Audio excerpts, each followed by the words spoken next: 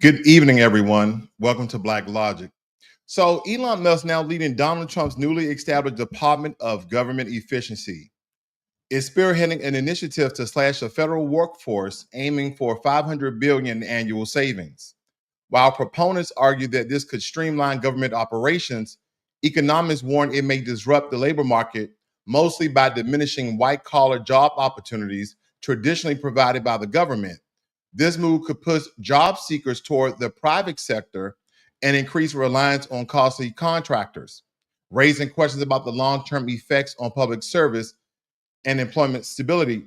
So I know a lot of people was really thinking about when Elon Musk came to be the chief of the Department of Government Efficiency, him and Ravik Ramaswamy is spearheading this new government agency to essentially cut the fat of the federal government.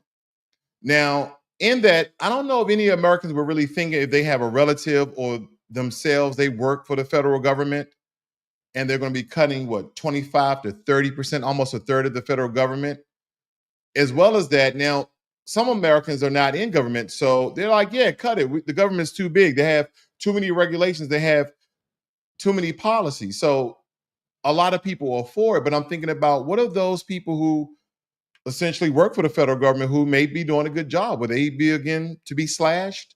These are just questions that I have for you guys to leave in the comment section because this may affect you or someone you know or someone you're closely related to. So is this a good thing for people? Or is this a good thing for America? Here's another question. Where are those people going to go for their next jobs? Now, a lot of them may be entrepreneurs and create their own businesses. Some of them may work for other companies. A lot of them may flock to the private sector. But again, these are some of the questions I think that we should be raising.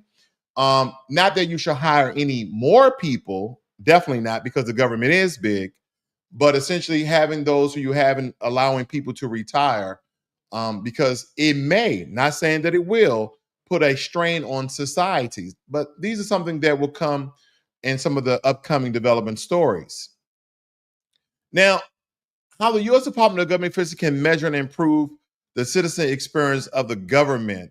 And they have all these different ways how they're going to essentially go about doing it. But again, it's going to be a lot of the spending cuts. Now, when it comes to a lot of these Congress-read programs, like we want to see how people in Ghana wear helmets while running into a tree. Oh, we're going to spend $25 billion on that. Now, whoever was in head of a lot of these projects, of all of these cockamamie stories, oh, we're going to put 1 gram of cocaine to dogs and see how they react from it. Why? Why do we need those statistics? So whoever's in charge of those programs, first and foremost, they need to be brought up on some charges, in my opinion. And secondly, they need to pay that money back. Now, they'll never be able to pay it back, but Lord. Now, here's some of the things that the Government Department of Efficiency is coming out with.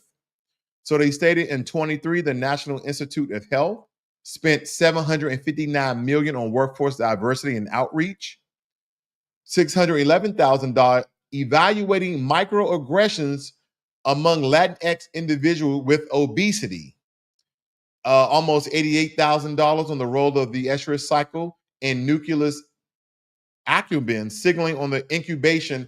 It sounds like some scientific study. I can't even pronounce the word correctly. But they've just been posting and revealing all of the dirt, all of the slime, all of the waste of the American taxpayer dollars for programs we don't know even exist. Now, don't granted, some of the information is out there, but you got to really research as you're going to write a dissertation or something like that.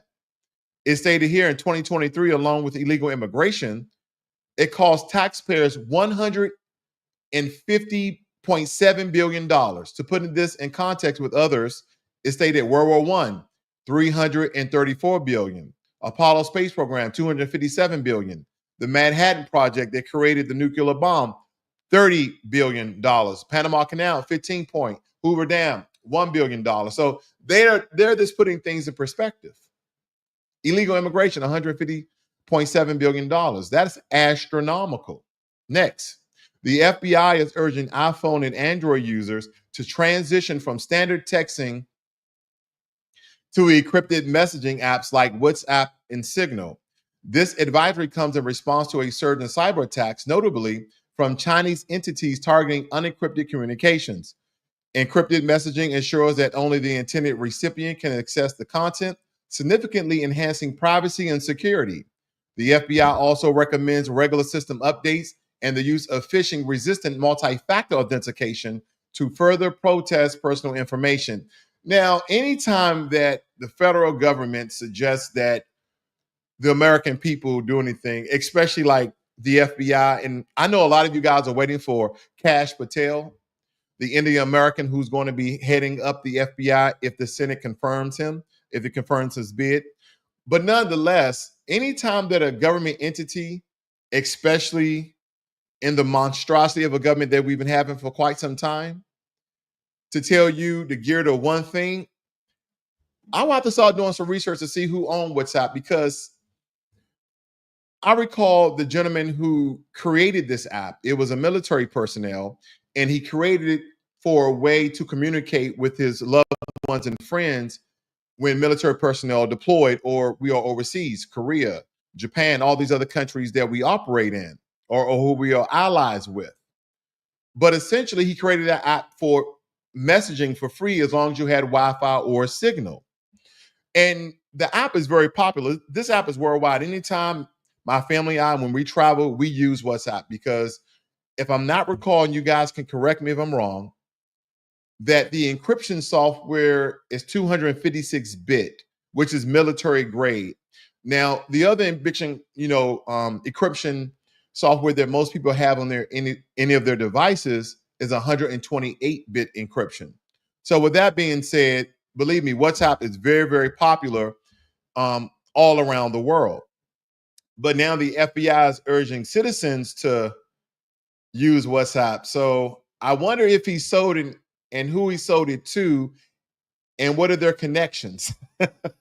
I'm not trying to start any conspiracy theories, but if the government and the FBI, I'll just tell you COINTELPRO, look that up. Next, California has once again played a pivotal role in shaping the U.S. House of Representatives balance of power.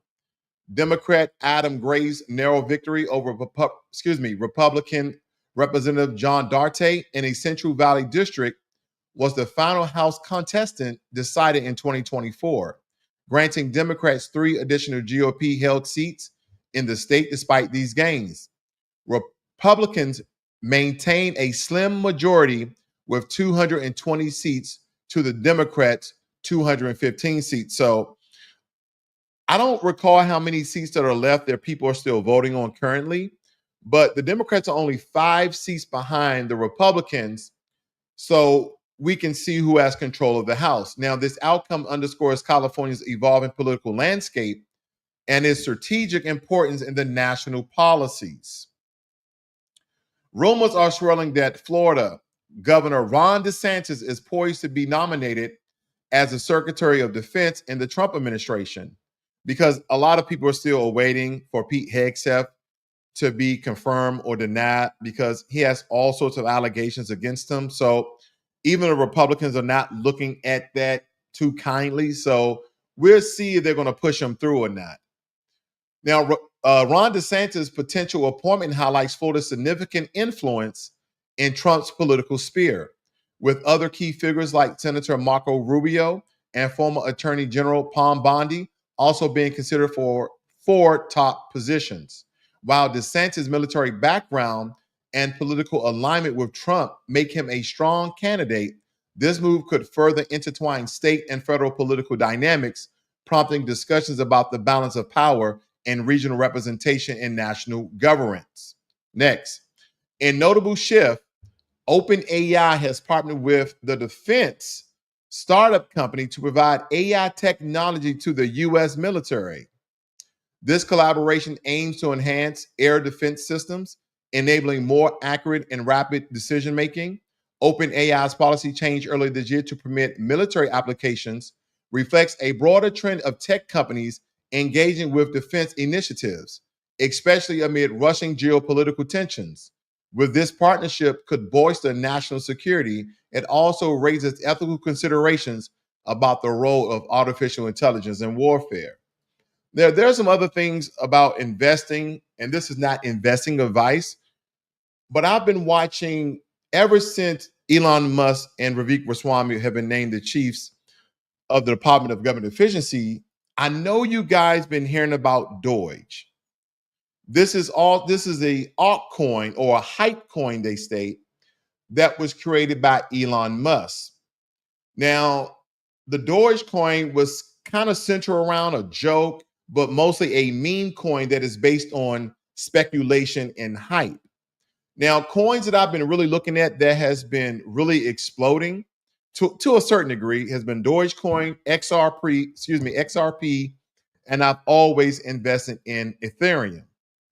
Now, this is looking at a 7-day forecast of what's been occurring with Dogecoin. So it's been up roughly around 7%.